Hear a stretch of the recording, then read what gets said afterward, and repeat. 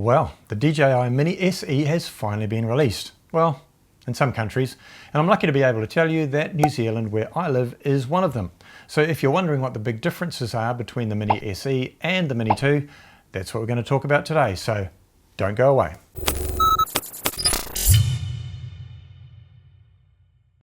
Hey guys, Mike here again and welcome back to the channel. So let's get straight into it. DJI have released their lowest price budget drone, the DJI Mini SE, which is almost identical to the original Mavic Mini with a few cosmetic differences. But how does it differ from the Mini 2? Well, in this video I'll answer that question for you in case you were thinking of jumping into the drone world and weren't sure which one to grab. So, what does the introduction of the Mini SE mean for the Mini 2? Well, according to an official statement by DJI, the DJI Mini SE is a specialised product tailored for entry-level drone pilots in markets where consumer drone use is emerging. The DJI Mini 2 remains our flagship entry-level drone with its superior 4K 30 frames per second resolution and up to 10 kilometre image transmission. So, good to hear that they're not planning to get rid of the Mini 2, at least not until the Mini 3 arrives. So if you're looking to weigh up the Mini SE versus the Mini 2, what are the key things you need to know about? So here are the differences in no particular order. First of all, form factor. Well, they're not different at all. In fact, in an official statement from DJI, they say it uses the internal components of the Mavic Mini in the shell of the Mini 2, which generates slightly higher wind resistance but provides much of the performance of the original Mavic Mini at a very attractive price. Interesting. Moving on. Next, it's slower, than the Mini 2. The top speed in sports mode being 13 meters per second versus 16 meters per second in the Mini 2.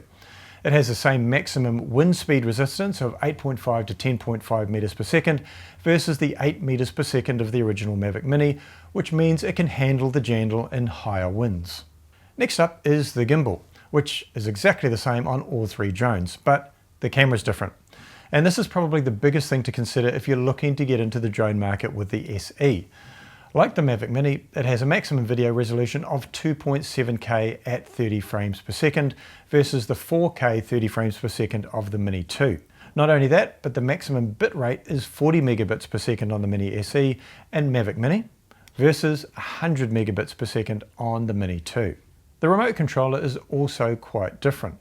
The SE coming with a controller that came with the Mavic Mini, but it's got removable joysticks, versus the new and improved version that comes with the Mini 2. So this means that the remote controllers of the Mini SE and Mavic Mini are interchangeable, whereas the remote controllers of the Mini SE and the Mini 2 are not. Next, and this is the game changer for me, and the reason I didn't get the original Mavic Mini, is that the Mini SE uses enhanced Wi-Fi as its transmission system versus OcuSync 2.0 on the Mini 2. Now the upshot of that is that you have a smaller effective range, up to 4 kilometers for the SE and Mini versus up to 10 kilometers on the Mini 2.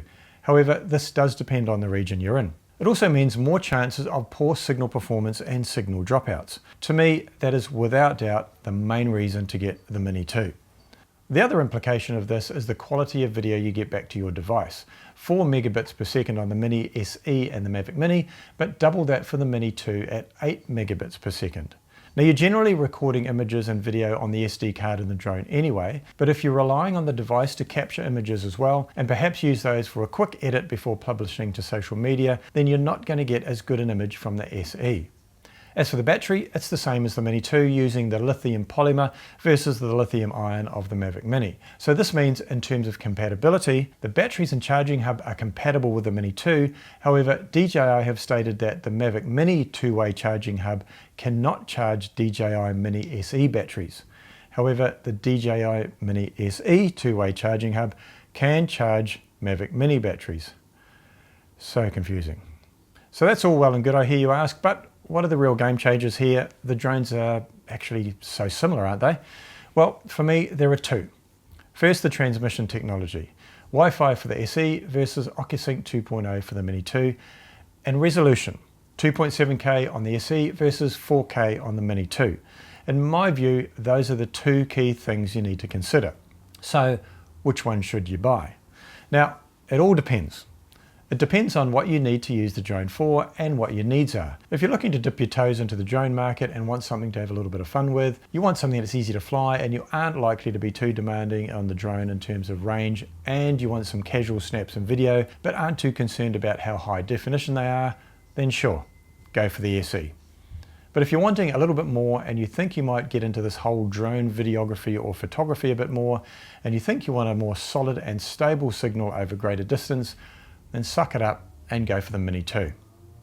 But if you're also thinking about the possibility of a Mini 3 coming out this year as well, and that's really got you into a bit of a pickle, then you really need to check out these videos where we discuss what potential features that new drone might have in it. Hey, I said I'd help with the decision, but I didn't say it'd be easy. So check out those videos and I'll see you over there. Cheers, guys.